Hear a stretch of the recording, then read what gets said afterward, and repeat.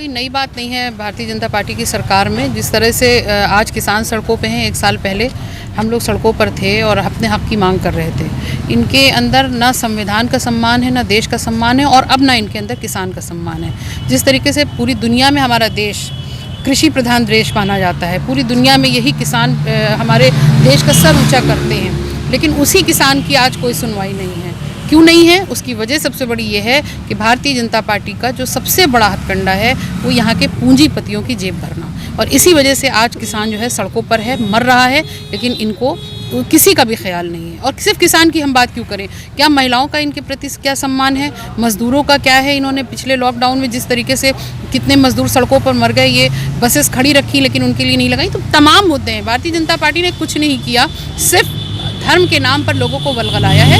लेकिन 2022 के चुनाव में इनको समझ में आ जाएगा कि जनता को क्या समझ में आया है।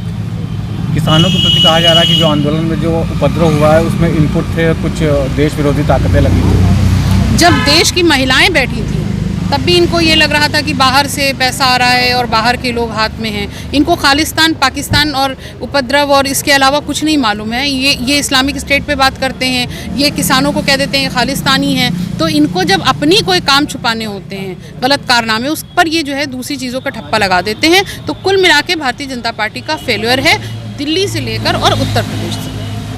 देखिए, बिल्कुल जिस तरीके से इन्होंने निषाद समुदाय के और ये जो नाविक हैं उनके साथ बर्बरता की है, एक तरफ तो ये सरकार जो है वो किसी को भी रोज़गार देने में, युवाओं को रोज़गार देने में बिल्कुल फेल है। उसके बाद जो लोग अपने से अपना रोज़गार जमा करते हैं, जुटा रहे हैं, उनके प्रति भी ये बर्बरता कर रही है। तो ये तानाशाही की सरकार है और मुझे नहीं लगता कि अब की बार जनता इनके